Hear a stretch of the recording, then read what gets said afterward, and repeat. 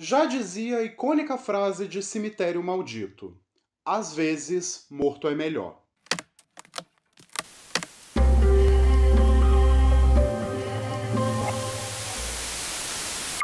Olá, sejam muito bem-vindos ao Fita Maldita. Eu sou Gustavo Fior e no vídeo de hoje nós vamos viajar até a Romênia para investigar um culto de mortos-vivos e tentar entender o que diabos o Pinhead e os cenobitas estão fazendo nesse filme. Hoje eu vim comentar um pouquinho sobre Hellraiser, O Retorno dos Mortos, o filme que foi lançado em 2005 direto para DVD e que é o 7º capítulo da franquia. E hoje vocês podem respirar aliviados, porque esse filme é um pouquinho melhor do que o filme anterior que eu comentei. Só que não muito. Só relembrando, nesse mês de setembro, eu tô aqui alucinado fazendo uma maratona de todos os filmes de Hellraiser, enquanto a gente se prepara para o reboot que vai sair na Hulu no dia 7 de outubro. E que Deus tenha piedade da minha alma. Mas antes da gente concluir a trilogia Lelé da Cuca, não esqueça de curtir o vídeo, se inscrever no canal caso ainda não seja inscrito, ativar o sininho para receber todas as notificações, me seguir nas redes sociais que estão linkadas aqui na descrição e também compartilhar com seus amigos para trazer mais almas pro Fita Maldita.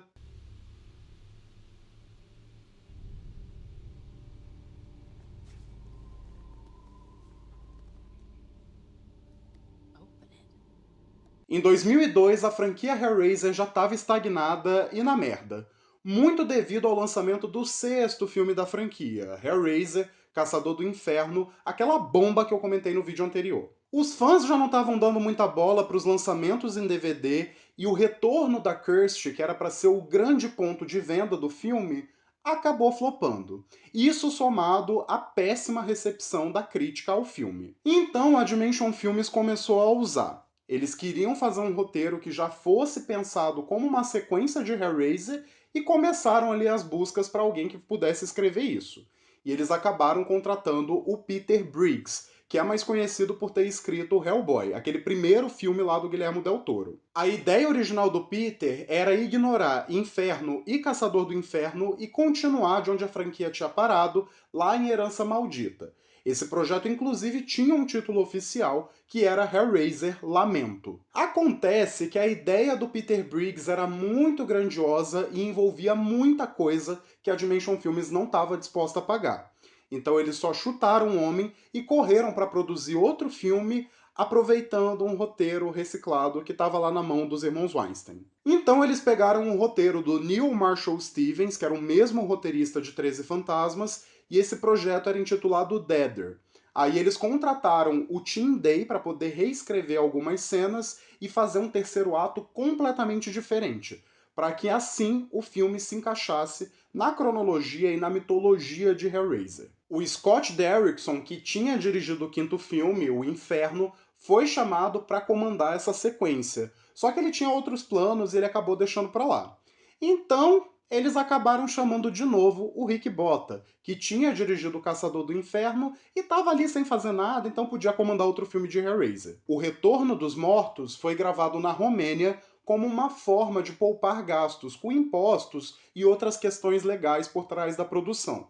E não apenas isso, mas ele também foi filmado simultaneamente com Hellraiser, O Mundo do Inferno, que é o 8º capítulo da franquia e que também é dirigido pelo Rick Botta. E as histórias de bastidores desse filme são bem engraçadas, porque tanto a equipe de produção quanto o elenco arrumaram as malas, pegaram um avião, viajaram para a Romênia e chegando lá, ninguém falava o idioma local.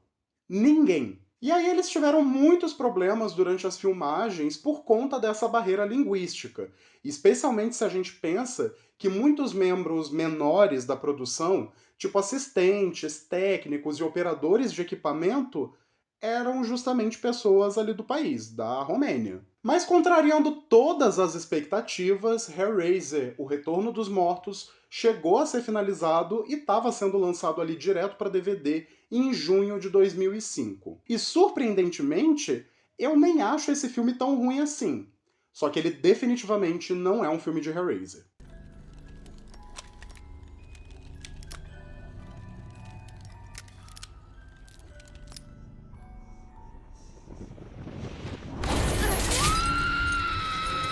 Na trama de Retorno dos Mortos, a gente segue a Amy Klein. Salles. Klein. Clarice. Não, Klein, que nem... Klein. Ela é uma jornalista investigativa que é mandada por seu chefe lá para a Romênia para investigar uma seita misteriosa que supostamente anda ressuscitando um povinho por aí. Ela começa a ser seduzida por todos os mistérios que envolvem esse culto. Só que em dado momento, ela acaba encontrando a configuração do lamento.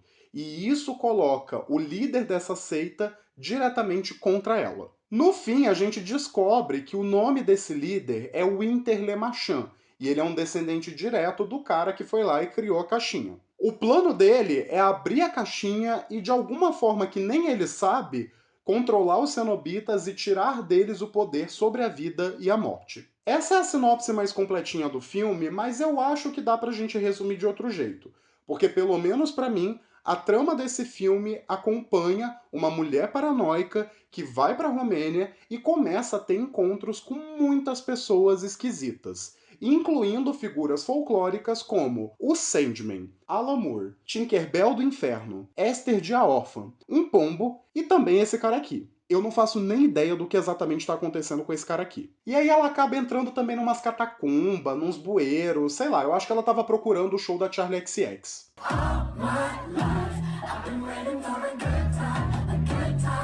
Eventualmente, ela acaba abrindo a configuração do lamento e libertando o Pinhead com um monte de cenobita avulso. E aí o Pinhead faz aquilo que a gente já espera. Ele mata todo mundo, tortura todo mundo, e quando ele tá prestes a matar a Amy, ela mostra que é um pouco mais esperta do que ele, porque ela não quer ser torturada pela eternidade e ela acaba tirando a própria vida.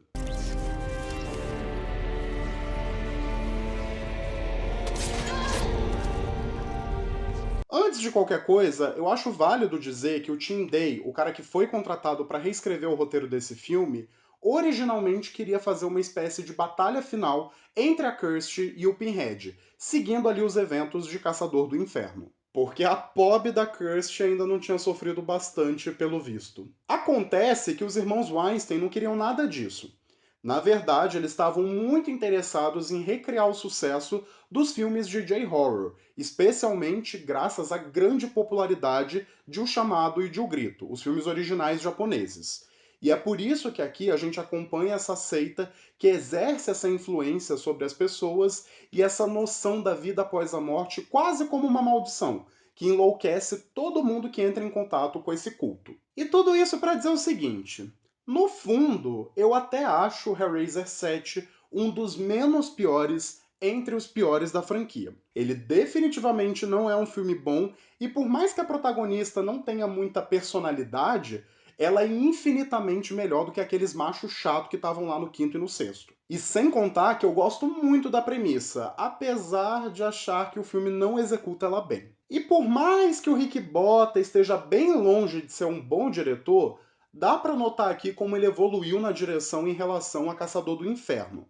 O filme ainda é feio, é cinzento, não tem muita coisa visualmente memorável, mas tem duas cenas que são de revirar o estômago aqui. A primeira delas acontece quando a Amy encontra a caixa de Le Marchand, que está presa na mão de uma mulher que se matou e que fazia parte dessa seita. Toda a sequência é muito claustrofóbica, é muito angustiante e ela serve justamente para dar esse tom escabroso pro mistério que a protagonista está perseguindo. Já a outra cena vem bem depois, quase lá no final do filme. É quando a Amy sonha que está sendo esfaqueada e ela acaba acordando com uma faca nas costas.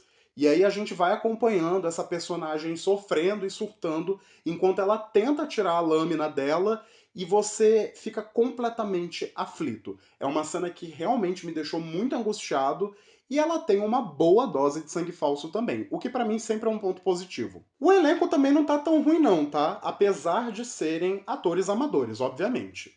Eu até gosto da Carrie Wooher, que faz o papel da Amy, porque eu acho que ela tem aquela vibe de Final Girl que lembra um pouco a Kirsty no primeiro filme. O Doug Bradley, o Pinhead, também não aparece muito aqui, mas ele tem um papel mais intimidador. Ele não aparece só para dar lição de moral como nos filmes anteriores. E a maquiagem e o figurino dele até que estão bem boas aqui. Especialmente porque o personagem aparece muito nas sombras, então ele não fica tão visível para o público e os defeitos também não aparecem muito. Na verdade, eu acho que o único ponto baixo desse elenco principal é o Paul Rice, que interpreta o líder lá da seita, que é descendente direto do Philippe Le Marchand. Ele tá tentando, e dá pra ver que ele tá tentando, só que o personagem dele é muito sem expressão e ele não convence como essa figura que é completamente inescrupulosa e perigosa. Na maior parte do tempo, ele só tá fazendo cara de bichamar mesmo. Mas tadinho, dá pra perceber que não é culpa dele. A culpa é do roteiro, que não desenvolve muito bem esse personagem.